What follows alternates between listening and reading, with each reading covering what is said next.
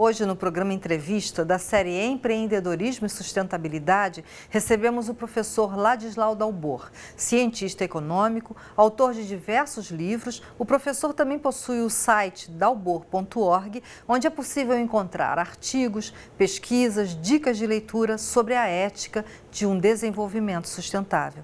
Eu quero começar perguntando ao professor exatamente isso. Professor, programas de transferência de renda diminuem a pobreza, mas não diminuem a desigualdade. A gente vê isso, inclusive, nos Estados Unidos, que é a nação mais rica do mundo. No seu livro A Democracia Econômica, o senhor lembra que hoje há no mundo 435 famílias que somam uma fortuna superior à soma de 3,5 bilhões de pessoas no mundo. Isso não é ético, né? Como é que a gente resolve essa questão? A visão tradicional que a gente tinha herdado é que, a partir do crescimento econômico, automaticamente, enfim, ia se gerando o chamado trickling down, ia gotejar a riqueza e ia incluir as pessoas. Isso não está acontecendo, né? O que está havendo é um processo cumulativo de polarização. Então, nós temos alguns países, algumas experiências no mundo, entre as quais o Brasil, que fizeram grandes esforços redistributivos, mas no caso do Brasil, por exemplo, da China, né, e outros, nós temos a conjugação de políticas redistributivas, tipo Bolsa Família, com políticas sociais mais amplas. Acesso à saúde, acesso à educação, elevação do nível de emprego, elevação do salário mínimo, né? No caso nosso, são basicamente 149 programas sociais que configuram pela primeira vez uma política de Estado, digamos, de redução das desigualdades. Esse dilema hoje no mundo é absolutamente central, certo? Ou seja, a desigualdade entre países e a desigualdade dentro dos países atingiu a um nível absolutamente escandaloso, que não é só escandaloso porque ele rompe o tecido social, mas também pelo fato que o grosso das grandes fortunas não se dão por contribuição produtiva. Essencialmente são intermediários de área financeira, de área de comunicação, de área comercial, os grandes traders das commodities, né? Que na realidade não trazem uma contribuição produtiva e sim cobram pedágios sobre todas as atividades econômicas, né? Sim. Quando a gente pega no Brasil, por exemplo, as taxas de juros, né? Uma pessoa que entra no cartão de crédito porque, enfim, teve um problema, ela vai pagar 238% no Brasil, né? Nos Estados Unidos está um escândalo porque chegou a 16%. Nós aqui temos 238%, né? Sim. Então, quando você tem poucos bancos e poucos intermediários, você é obrigado a passar por eles, você deixa de ter escolha econômica.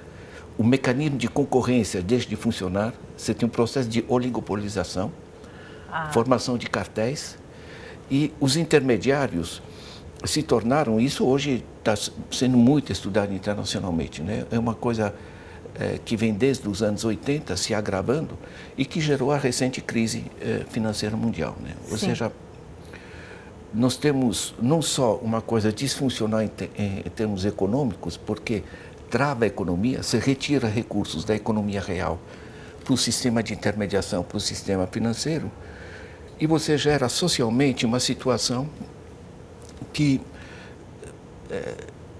prejudica o tecido social, entende? A grande desigualdade, isso também é muito estudado hoje, né? Ela prejudica todas as atividades econômicas, né?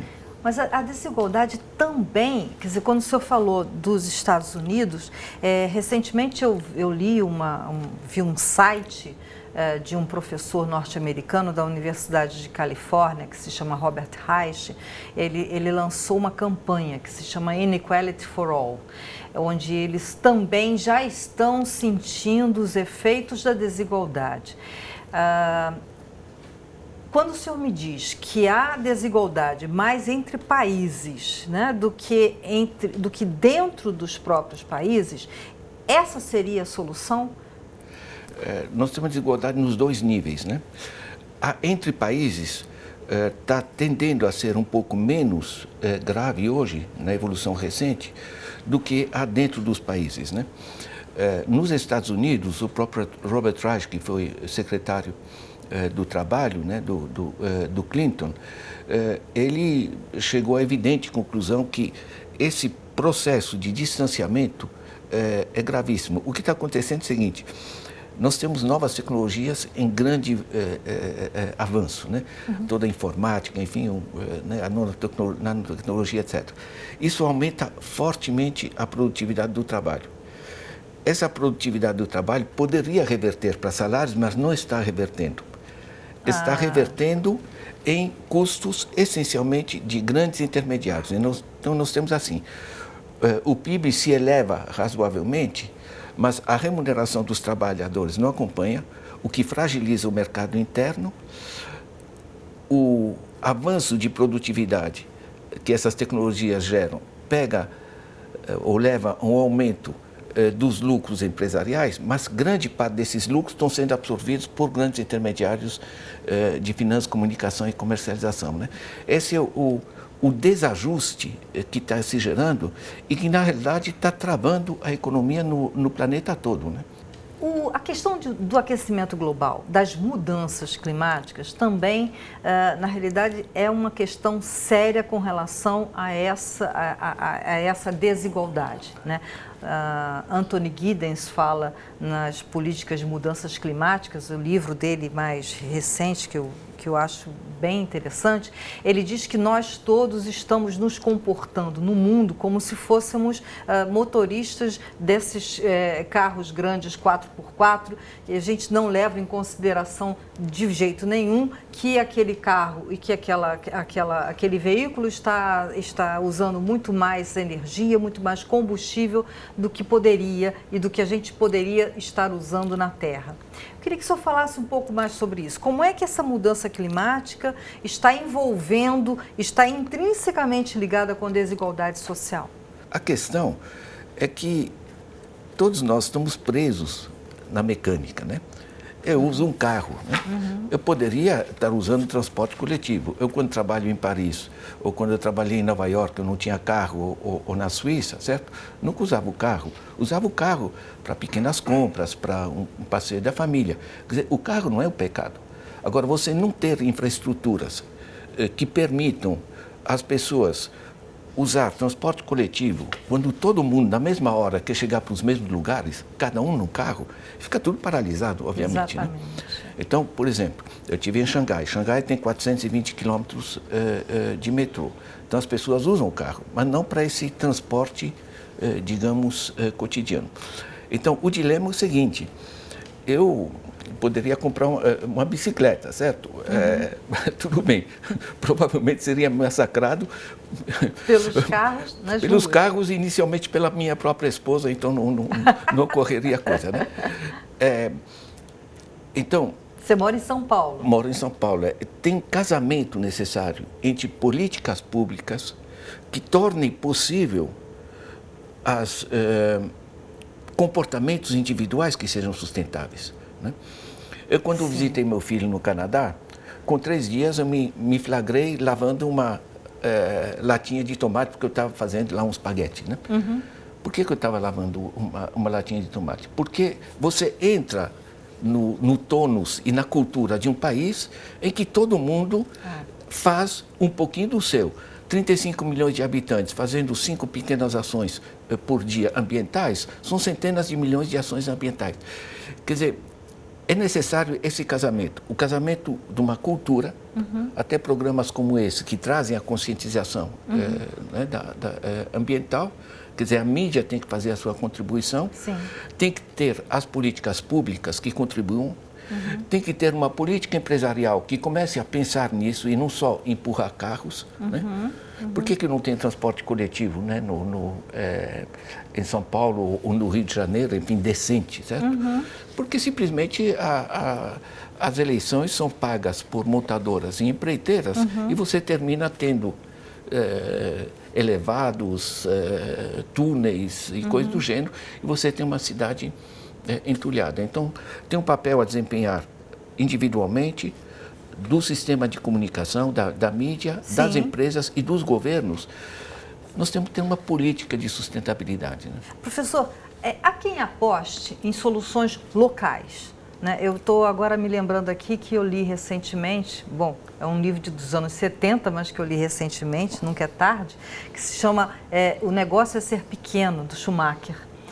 Ele apostava exatamente nisso, que o mundo ia acabar precisando de soluções locais, quer dizer, as pessoas se juntassem e fizessem dali o seu lugar. O senhor acredita nisso? Eu acredito plenamente. O Schumacher continua extremamente atual. Antigamente, por exemplo, os anos 50, no Brasil, 2/3 da população era rural. Todas as decisões eram na capital, porque o resto era população rural dispersa, muito analfabeta, etc. Hoje, 85% da população do Brasil estão em espaços urbanos. Dá para cada cidade, sem esperar as grandes políticas que são necessárias, dizer o seguinte: gente, vamos pôr ordem nisso aqui. Eu trabalho muito com o pessoal do Nossa São Paulo. Criou-se um movimento chamado Cidades Sustentáveis. Temos 220 prefeitos que assinaram uma carta compromisso de tornar as suas cidades sustentáveis, aqui no Brasil.